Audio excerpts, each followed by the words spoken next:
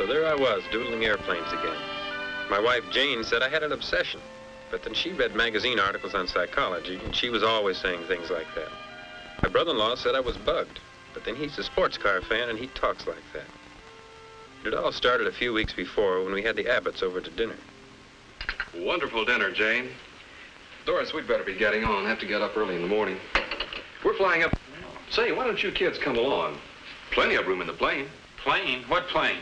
Oh, we have an airplane now, didn't you know? Yikes, am I ever out of my class? Well, it makes more sense than that speedboat rig you've got. Oh, come on now. Sure, it's a used plane, and it costs me just about the same to operate as my car does. And you want us to fly up to the mountains in it? Oh, no. Doris, your husband's mad. Surely you don't mean you'd be afraid to fly. You're darn right I would. And a little flivver with you as a pilot? Say, when did you become a pilot? It's not a little flivver, and I've had my private pilot's license for over a month now. I thought the CAA had regulations about things like that. It's the FAA, and they do have regulations. They license the plane just like a new one, so it's quite safe. Well, I love flying. It's a lot of fun. You fly, too? I mean, actually drive the plane? Well, sure. You fly? Well, I'm just learning, but in about 2 more hours, I'm going to solo. And we're even planning for Steve to learn on his summer vacation. The kid, too? Mm-hmm. Sure, Steve and Doris do all my navigation. Navigation? Yeah, you know, maps. They're good at it. Well, come on, Doris, time to go. Well, good night. Wonderful evening. Well, if that didn't take the frosting right off of the cake. Imagine old Sam flying an airplane. And I know he's not as good a driver as I am. And Doris flying, too. And a kid to learn next summer. Well, that was what started it. I'd never known anyone who owned a plane before, but suddenly it seemed as if planes were everywhere.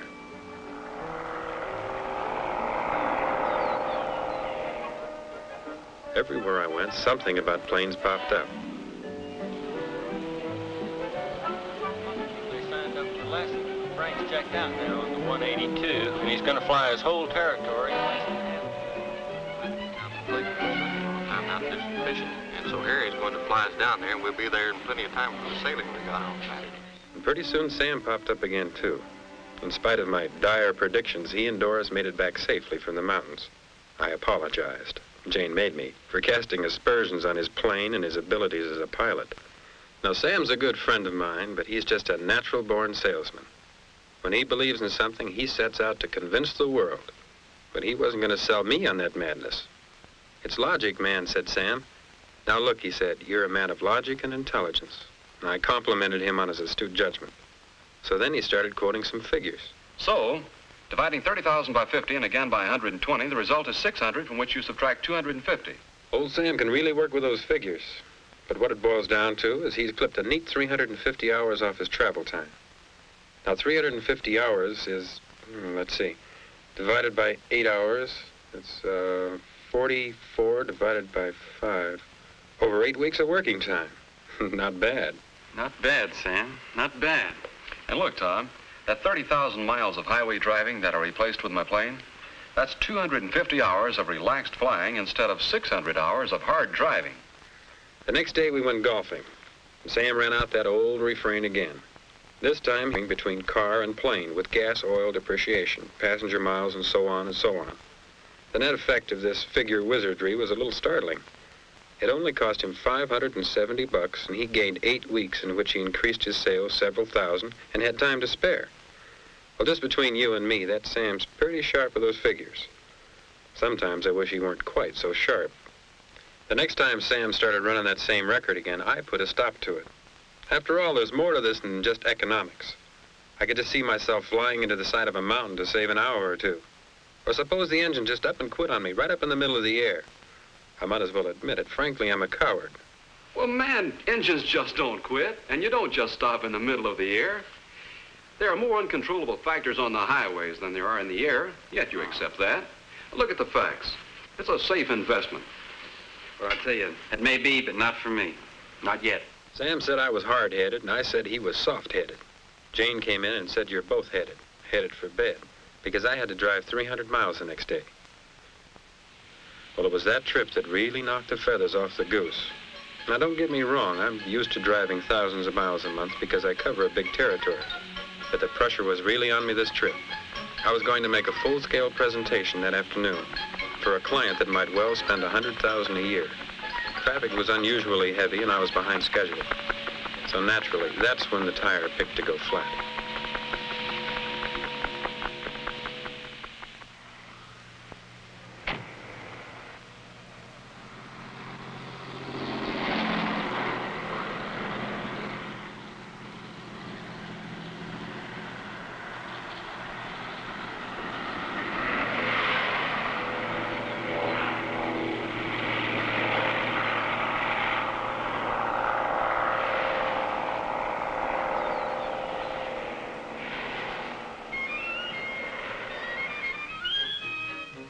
Well, it cost me an hour and a half to change that tire and get it fixed. I called my client and told him I was going to be late. He wasn't happy about it. I was late and dirty, but I crossed my fingers and dashed to my client's office.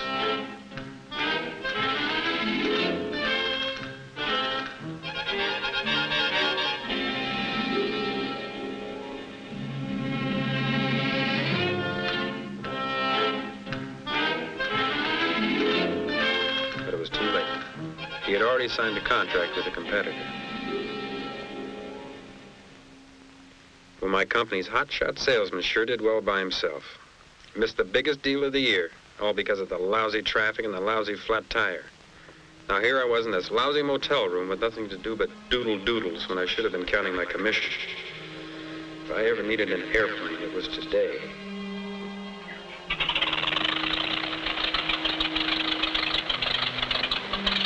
You're hard-headed, Tom. You're hard-headed.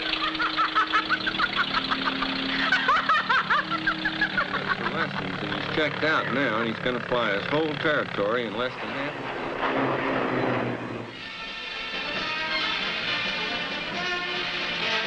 Glad you got here in time, Tom.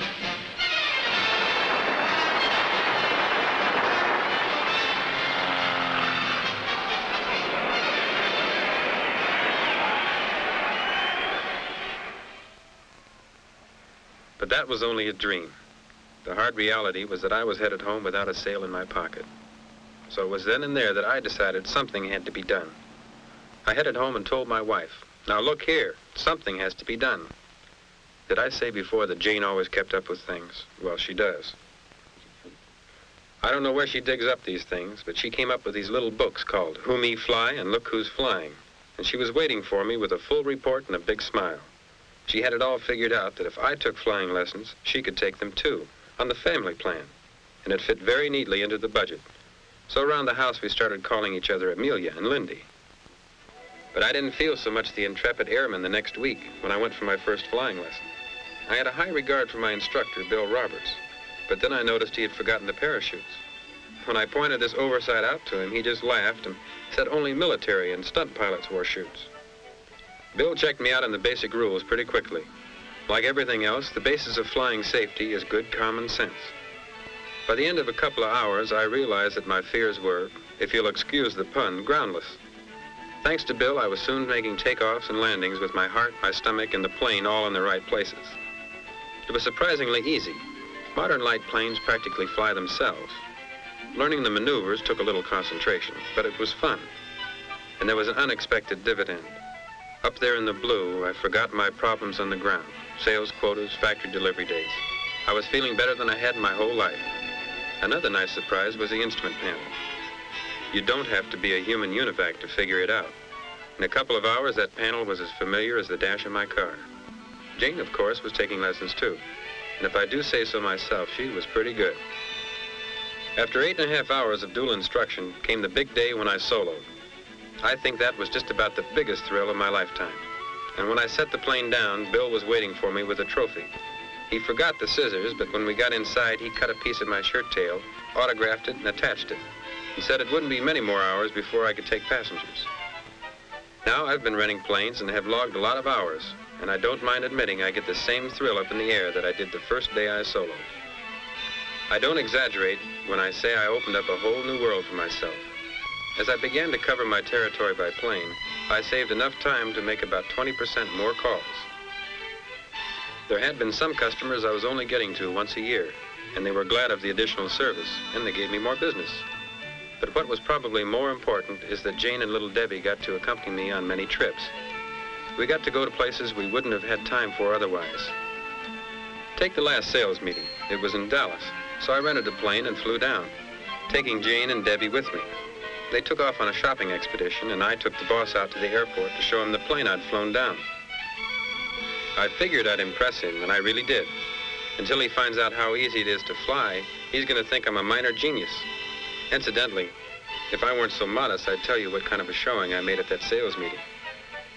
The day we got back from the sales meeting, the Abbotts came over to hear about the trip. Also, my brother-in-law, Bob, the sports car fan, and his wife, Betty. Oh, it was wonderful. Tom got to attend the sales meeting while I took Debbie shopping.